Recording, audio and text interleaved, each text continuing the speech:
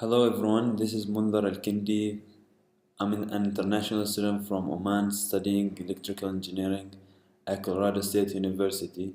I'm currently a junior and I'm taking all 300 courses, which are 311 linear and system analysis, 331 electronics principle, and 341 electromagnetic fields and devices. Today I'm gonna be talking about audio amplifier and its components and how it works.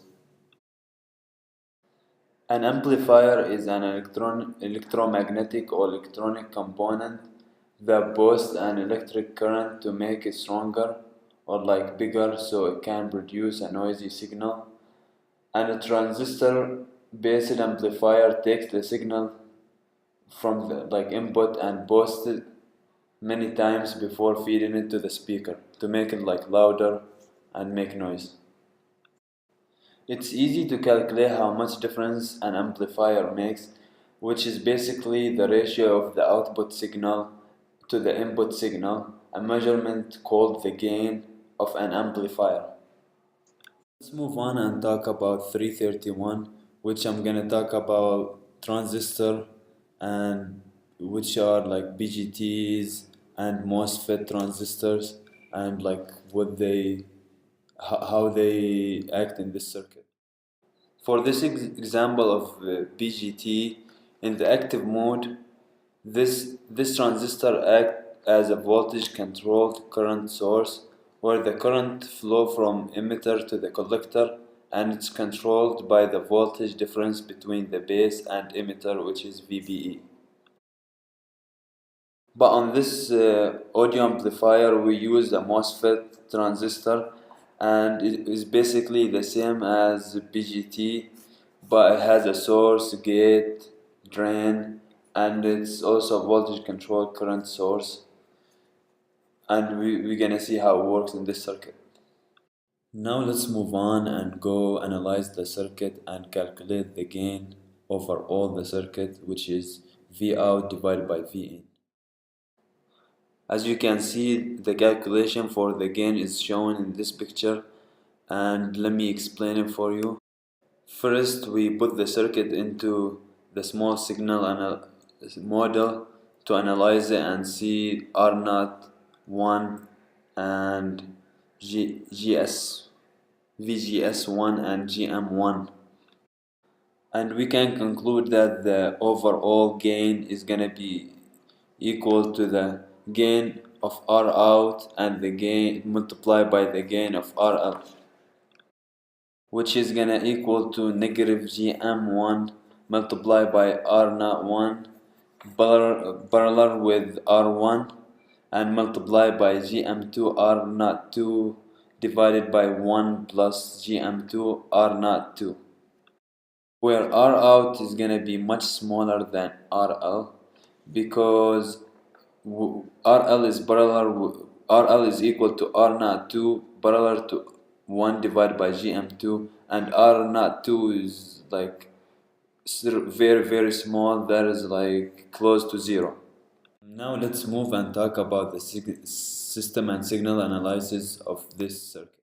First, let's assume that we put a signal to this system, and the system is LTI, and the signal is A cosine omega naught t, and let's see what the output is gonna be. And since ht is real valued, which is conjugate symmetry, then the magnitude of hg omega naught is gonna equal to the magnitude of h negative g omega naught, and the same as the phase difference, which the phase of hg omega naught is equal to negative the phase of negative g omega naught, and that's gonna conclude V out equal to A magnitude of j omega multiplied by cosine omega naught t plus the phase difference multiplied by phase difference of hj omega naught. Now let's have a square wave as an input and see how it's gonna look like for the output and the coefficient AK of the Vn.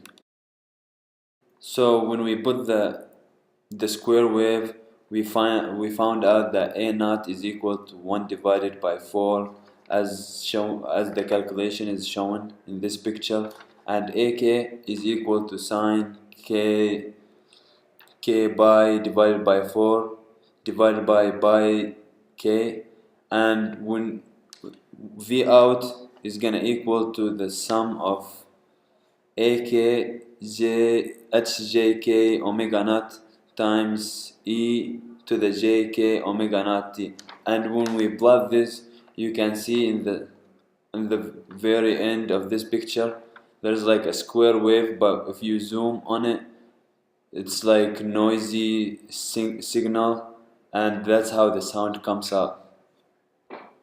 Now let's talk about electromagnetic field and devices, and the component of the speaker, and how it's related to electromagnetic devices class. A speaker is made up of a cone, magnet, and a coil, and the coil generally wound over the magnet in such a way that's able to slide over the entire length of the magnet as shown in the picture. So the input signal is applied to the terminal where the two ends of the coil are connected.